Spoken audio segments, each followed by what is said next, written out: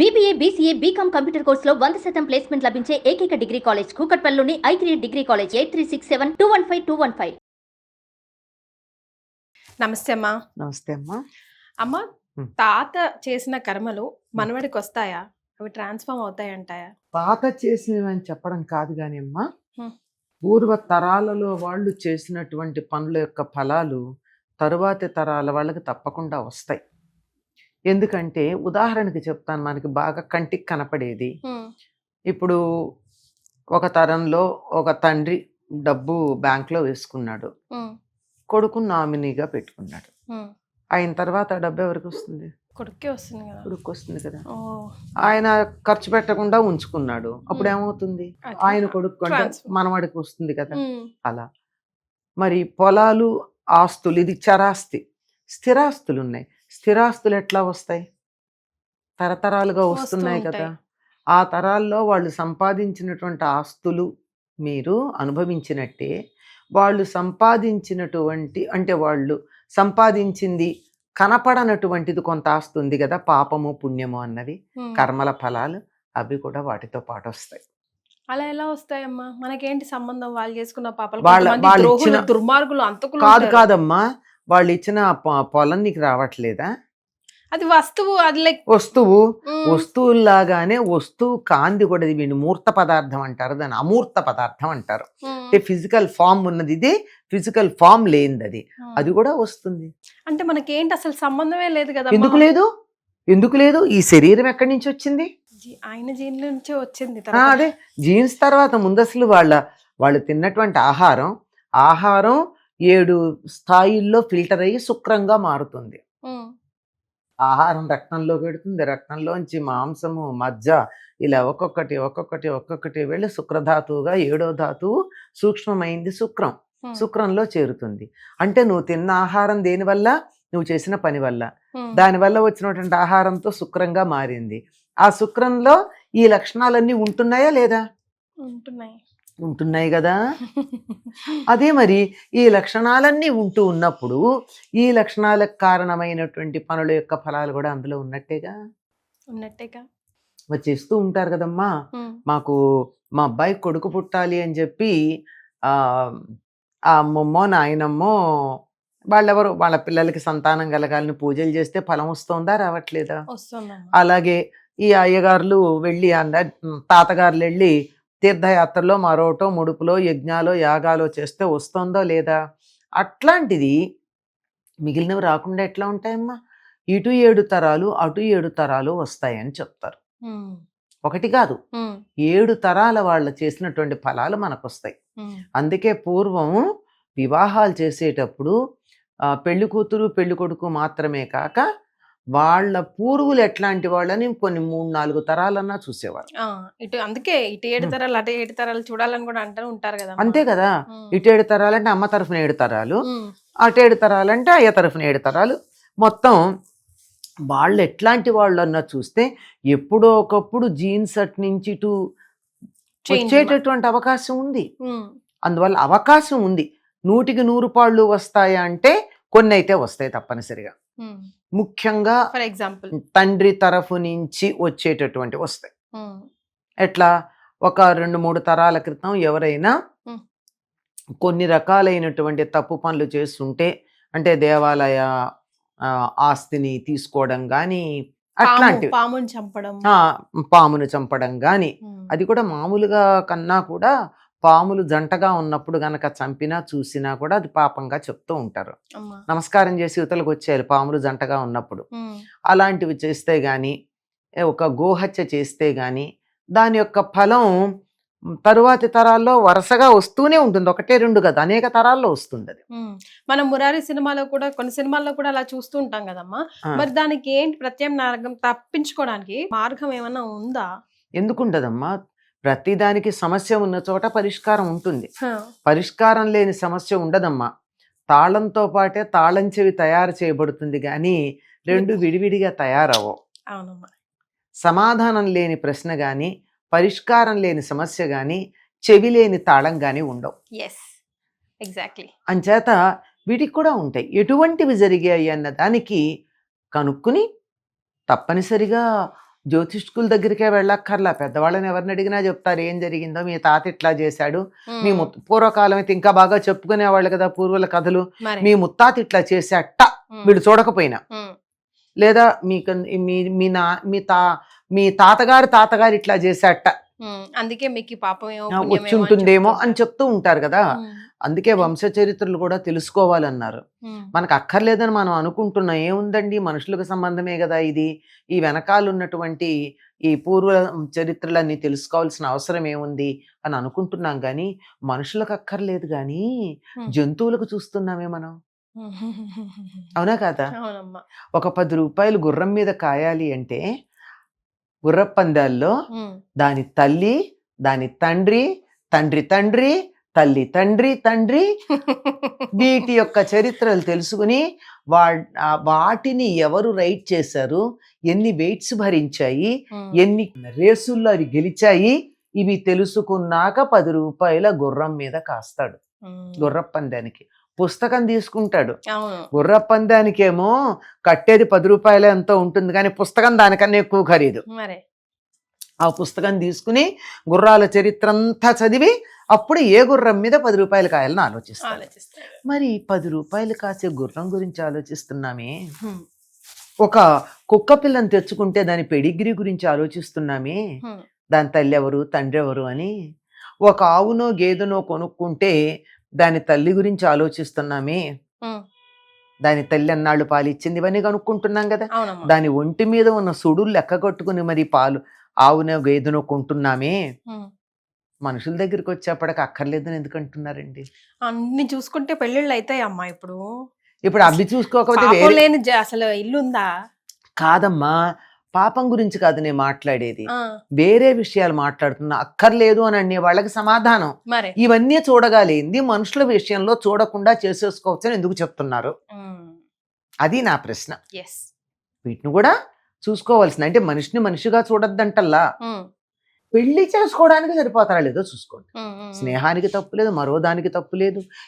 ఇదే వ్యక్తితో పెళ్లికి మరొకళ్ళతో సరిపోతుంది, వీళ్ళకి సరిపోకపోవచ్చు, కనుక అలా చూసుకోవాల్సిన అవసరం ఉంటుంది. ఫ్యామిలీస్ అంతా డిస్టర్బ్ అవుతాయి కదమ్మా ఒక చిన్న దీని వల్ల. ఉమ్. తర్వాత కూడా ఇప్పుడు వాళ్ళ ఫ్యూచర్ పిల్లలు అదే అక్కడే కదా డిఫరెన్స్ వచ్చేది. ఉమ్, ఇప్పుడు ఇలాంటి కర్మల వల్ల ఉమ్. పిల్లలు సరిగ్గా పుట్టకపోవడం, అసలు పుట్టకపోవడం, ఇక అంతా పెళ్లితోనే కదమ్మా ముడిపడి ఉంది అంటున్నా. అవును. అసలు పెళ్లి దేనికి మనకి పూర్వులు చెప్పారు, పెళ్లి దేనికని చెప్పారు పూర్వులు? వంశాభివృద్ధి. ప్రజాయే గృహమేధినం, సంతానం పొందడం కోసమే. పెళ్లి మంత్రాల్లో కూడా ధర్మ ప్రజాపత్యర్థం అని చెప్తారు. ధర్మబద్ధంగా సంతానం పొందడం కోసం నేను ఈ వివాహం అనేటువంటి క్రతువుని చేసుకుంటున్నాను అని. అటువంటి ధర్మ మార్గంలో సంతానం పొందడం కోసం చేసేటటువంటి ఈ క్రతువులో సంతానం విషయం ఒకటే కాదమ్మా, సౌభాగ్యం, సౌఖ్యం, శాంతి, ఐశ్వర్యం, ఆరోగ్యం, ఇటువంటి విషయాల్లో కూడా ఉంటాయి కదా. ఎస్.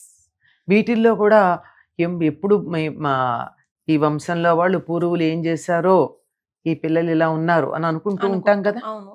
ముఖ్యంగా అమ్మా ఎవరైనా సూసైడ్ చేసుకున్నా, లేకపోతే యాక్సిడెంట్స్ అయినా, లేకపోతే క్యాన్సర్ లాంటి ఇలాంటి రోగాలు వచ్చి చనిపోయినా కూడా మనం ఎవరైనా వింటూ ఉంటాం కదా. చాలా అంటూ ఉంటారు, ఏమో వీళ్ళ వంశంలో ఇలాగే ఉంది, ఎవరో ఒకరు ఇలాగే మరణిస్తా ఉంటారు డిఫరెంట్ గా. ఇప్పుడు అలాగే ఉంటుంది, జీన్స్ ఉంటాయి కదమ్మా, ఆ అందువల్లే కదా ఇప్పుడు జెనెటిక్ ట్రీట్మెంట్ అది ప్రారంభించింది. అంచేత అలాంటివి వంశపరంపరగా వచ్చే వ్యాధులు ఉంటాయి, జీన్స్ క్యారీ చేస్తాయి వాటిని.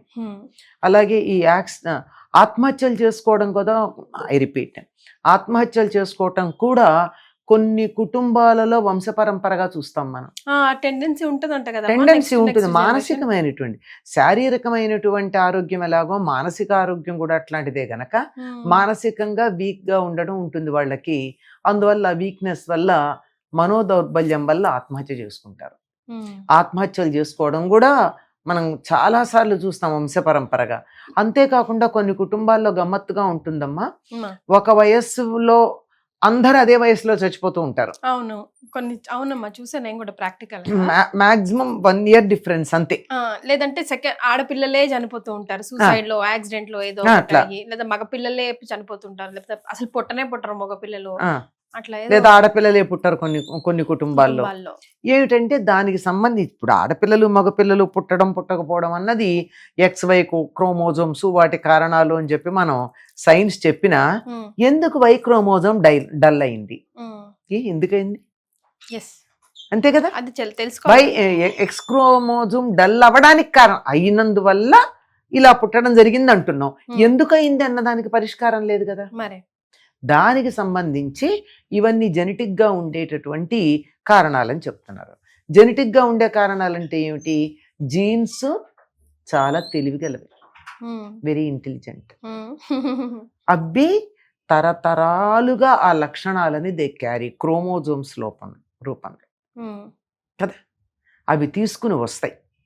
అవి తీసుకుని రావడం వల్ల తప్పనిసరిగా అవన్నీ జన్మజన్మలకు తరతరాలకి, జన్మజన్మలు కాదు తరతరాలకి కొనసాగుతూ ఉంటాయి. ఉమ్, ఒక్కటే కంటికి కనపడే ఉదాహరణ ముందర చెప్పాను చూసారా, ఉమ్, ఉమ్. అది నువ్వు ఆస్తి అనుభవిస్తూ ఉన్నప్పుడు వాళ్ళు చేసిన పనుల యొక్క ఫలం నువ్వు అనుభవించవు, అదొకటే లెక్క. ఉమ్.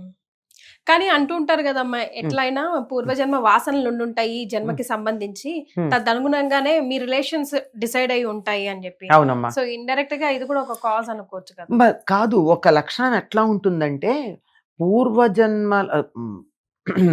పూర్వజన్మలో ఉన్న వాసనలను బట్టి ఈ జన్మలో తల్లిదండ్రులను ఎన్నుకుంటాడు జీవుడు. ఉమ్, సాధారణంగా మనం ఏమనుకుంటామంటే నన్ను ఎందుకు కన్నావని అడుగుతూ ఉంటారు పిల్లలు. ఉమ్. నోరు మొయ్, నువ్వే నన్ను ఎన్నుకున్నావని చెప్పాలి. నువ్వే నన్ను ఎన్నుకున్నావు. అంతే, మనం కూడా మన పేరెంట్స్ని ఎన్నుకున్నాం, ఉమ్, మన పిల్లలు మన ఎన్నుకున్నారు. ఉమ్. అందువల్ల మనదేం లేదు. Yes. ఈ రకమైనటువంటి సంతానం కలగడానికి తగిన అర్హత నాకుంది, నా అర్హతను చూసుకుని వీళ్ళకి నేను కొడుకుగానో కూతురుగానో పుడితే నా జీవితం బాగుంటుందని ఎన్నుకునేటటువంటి స్వేచ్ఛ జీవుడికుంది. ఓ, అవునా అమ్మా? అంచేత మేం కనడం కాదు, నువ్వు నన్ను ఎన్నుకుని వచ్చావని చెప్పడం. ఉమ్, నేను ఒక చిన్న విషయం చెప్తానమ్మా. అమ్మా. ఒక చాలా మంచి ఆస్తిక్య బుద్ధి కలిగినటువంటి సత్ప్రవర్తన కలిగినటువంటి దంపతికి ఒక పిల్లవాడు పుట్టి రోజుల్లో చనిపోయాడు. ఉమ్, రోజులంతే, ఉమ్, ఉమ్, పుట్టడం బాగానే పుట్టాడు. ఉమ్. అకారణంగా మన వాళ్ళు ఏమంటారంటే క్రిప్ డెత్స్ ఏదో అంటూ ఉంటారు. ఓకే. అంటే ఎందుకు చనిపోతారో తెలియదు. ఇప్పటికీ కూడా పరిశోధనలు చేస్తున్నారు అన్ని దేశాల్లో. అలా ఉయ్యాల్లో పడుకోబెట్టినటువంటి బిడ్డ నవ్వుతూ పడుకున్నవాడు కాసేపటికి ఉండడు, ఓ మై గాడ్. ఏ రీజన్ లేకుండా. దట్స్ 1 in 1000 ఎంతో ఉంటుందన్నారు ఆ లెక్క, నాకు నంబర్ సరిగ్గా చెప్పలేను. కానీ అటువంటి డెత్స్ ఎందుకు జరుగుతున్నాయి అంటే చంటి పిల్లలది చెప్పలేం. అలా చిన్న పిల్లవాడు అలా చనిపోతే రోజులు ఉమ్, దుఃఖపడుతూ ఉంటే ఒక పెద్ద మహానుభావుడు, చాలా గొప్ప భూత భవిష్యత్ వర్తమానాలు చెప్పగలడు అన్నంత పేరున్నటువంటి గురుస్థానంలో ఉన్నటువంటి ఆయన వచ్చి చెప్పాడు, ఆ జీవుడు నిన్ను ఎన్నుకున్నాడమ్మా. ఉమ్, పూర్వజన్మలో చాలా గొప్ప సాధకుడు, చేసిన చిన్న పొరపాటు వల్ల గర్భవాసం అనుభవించాల్సి వచ్చింది, ఓ, కొద్ది రోజులే. ఉమ్, అలా అనుభవించేటప్పుడు ఏ దుర్మార్గుల కడుపు ఎందుకని చెప్పి మీరిద్దరు పుణ్యదంపతులు గనక మీ గర్భవాసాన జన్మించి మీకు బిడ్డగా 4 రోజులు ఉండి వెళ్ళిపోవడం జరిగింది. ఉమ్, ఒక పుణ్యాత్ముడికి నువ్వు శాప విమోచన చేయడానికి అవకాశం కల్పించావు గనక నువ్వు కూడా ధన్యాత్మురాలివే అని చెప్పాడు. ఆవిడకి దుఃఖం తగ్గింది. ఉమ్, ఇది పైకి ఉపశమనానికి చెప్పాడు అని అనిపించినా ఉమ్, ఆలోచించుకోండి లాజిక్ ఎంత కరెక్ట్ గా ఉందో. ఉమ్. ఆవిడికి ఆ క్షణాన ఓదార్పు కోసం చెప్పాడని అనుకోవచ్చు, అంతే కదా. కానీ వాస్తవం కూడా అంతే కదా. ఉమ్. వాస్తవం కూడా అంతే అంతే అనుకోండి. కదా. ఇప్పుడు ఆరోగ్యం సరిగ్గా లేని పిల్లలు ఉంటారు ఉమ్, కదా. ఉమ్.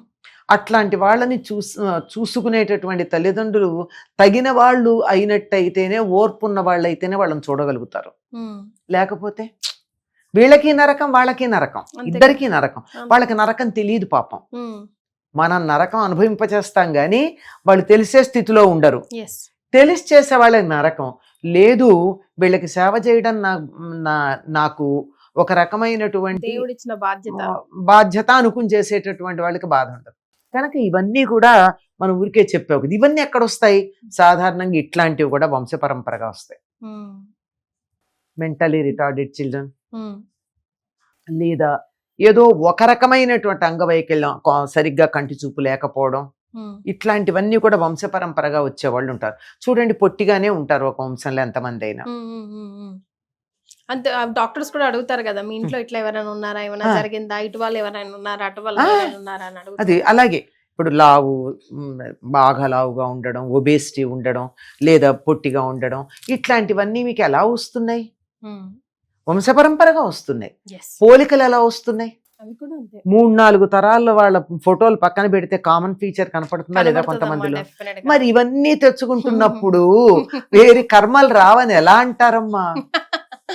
అవి మనకు సంబంధం లేకుండా, ఇవి కూడా సంబంధం లేకుండా వచ్చేస్తున్నాయి, అనుభవించాల్సిందే పనిష్మెంట్. మన సంబంధం లేకుండా రాలా, సంబంధం పెట్టుకున్నాం, మన గుర్తు తెలియట్లా. తెలియట్లా. మనం పెట్టుకున్న సంబంధం ఏది ఉందో మనం ఏ బటన్ నొక్కామో మర్చిపోయాం. But the work is going on. అంచేత దీన్ని నవ్వుకుంటూ ఆనందంగా యాక్సెప్ట్ చేస్తూ ఇది ఇంతే అనుకుని ముందుకు వెళ్ళిపోతే ఉండేటటువంటి సుఖం నిమిషం వేరే రకంగా అనుకుంటే ఉండదు.